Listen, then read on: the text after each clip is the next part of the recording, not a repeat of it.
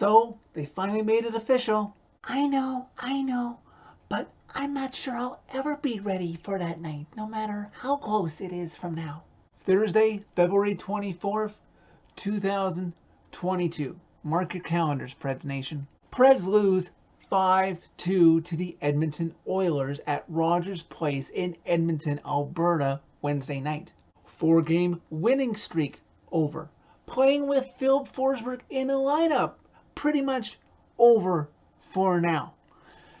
The Edmonton Oilers just really are that good right now. Scary thing is, for this season, in the months to come, the Edmonton Oilers haven't been this hot to start a season since the 1980s, and we all know what happened back then. Connor Ingram gets his second start of the season, as this is the second of back-to-back, so naturally UC Saros would get the night off, and since Alberta is right next door to Saskatchewan, where Connor Ingram grew up, he would get at least one of the 2 games so his family could come and watch him start.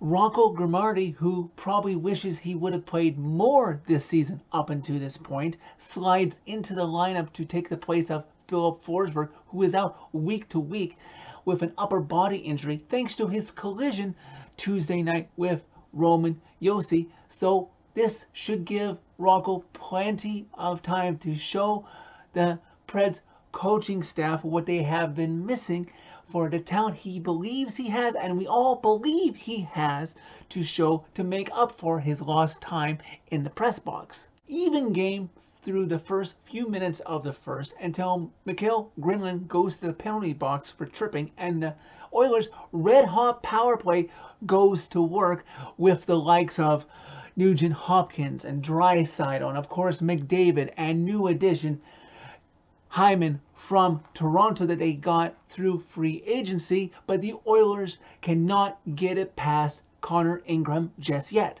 That first power play is just about to expire, and just when the Preds think that they have escaped their first scare with 2 seconds left, McDavid to Nugent Hopkins to Ingram's left over to Draisaitl, who roofs it past him. 1-0 Oilers. 11 seconds later, though, the Preds come right back to Shane, who is heating up quite nicely, fakes as if he is about to pass it to his captain, Roman Josi, and fakes Koskinen out, so Koskinen gives him just enough sliver of hope to tuck it in by him.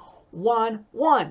Connor Ingram trying to impress the few Preds fans who naturally live in Edmonton or family from Saskatchewan, try to give them all a show, and he uses his best cat-like reflexes and uses his glove hand to stone Zach Hyman. First period concludes 1-1. The Preds with a much better defensive effort. If the shot total has anything to show from it from the night before in Calgary, Edmonton only outshooting the Preds 10-8 after the first 20. Less than 90 seconds into the second period, the Oilers finally turn up the heat, turn up the pressure, and really attack the Preds in their defensive zone. Yamamoto all alone in front of Ingram. Ingram has no chance. Yamamoto roofs it. 2-1 Oilers. As the second period progresses, what is apparent to this Preds fan as compared to the Flames game on Tuesday night is that the Oilers' speed is what is really complicating things for the Preds as compared to the size that the Flames have. The Preds are doing well, maintaining only a 1-goal deficit as they try to tie it up through the latter parts of the second period.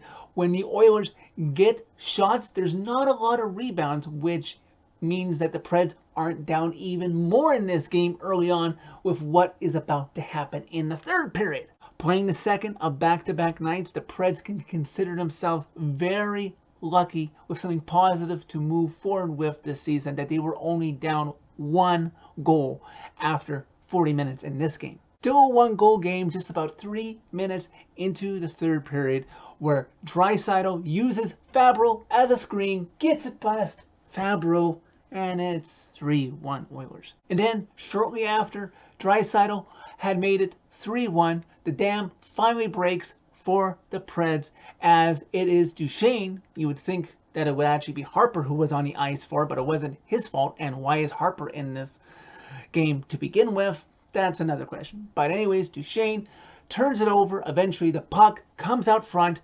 Devin Shore, of all people, beats Ingram. Now it's 4-1 Oilers. Later in the third, the Oilers not quite running away with it, even though they maintain their 3-goal lead, as Warren Foegele takes a goalie interference call, which he could have easily avoided on Connor Ingram. But the first big break during that power play was not for the Preds, as the Oilers had a 2-on-1 shorthanded, but Connor Ingram kept it out. Before that power play expired, Tommy Novak drew a penalty, and the Preds had a short 2-man advantage. And they would finally get one through after the first power play expired, so they couldn't utilize both power plays for goals, as Ryan Johansson cuts the Oilers' lead to 4-2. Bad offensive zone strategy, as the Preds would pull Ingram late down by 2 to try and tie it. The Oilers get the puck out of their zone. The Preds take an offensive zone penalty. Oilers have possession, so they can get the extra man on and get the puck into the empty cage that is provided there for them. 5-2 final score. Well, it was nice while it lasted, the 4-game winning streak. Sure, they will have another winning streak this season, or 2 of 3 of this length, but don't expect them to be too much longer than this one, as this is still a young and upcoming team. But it will learn, and it will get better, maybe later in this season or in next season. It can show me some promise for later in the season if they can have a good bounce back game on Friday, their very next game, which will be in my city of Vancouver. Vancouver, a team that many considered during the preseason to be steps ahead of the Preds, expecting to make the playoffs. And the Canucks have struggled as of late. So the Preds better be expecting a desperate team who just now got their first win on home ice the other night against the Rangers. In closing, I hinted at this in the intro of this PFR, that the Preds have finally announced today on Pekka's 39th birthday that the franchise will indeed retire the number 35 to the Bridgestone Arena rafters. Thursday, February 24th, 2022, inside Bridgestone Arena will be one hell of a night and one heck of an expensive ticket to acquire. In person or watching the game at home, have your Kleenex handy. Also, just in time for his birthday, in case you missed it, this morning I posted my personal top 10 list of the best Pekka Rinne games of his career. If you haven't watched it yet, you can find it by clicking the channel name below, and be sure to let me know what you think of the list. So that's it for this video. Thank you very much for watching. As always, click like if you like this video. Click subscribe if you really like it. You can find my social media by clicking on the channel name. Tell all your friends about Predemption. And it's fortunate that February 24th is still a bit off, so we can all psych ourselves up for what should be one memorable night.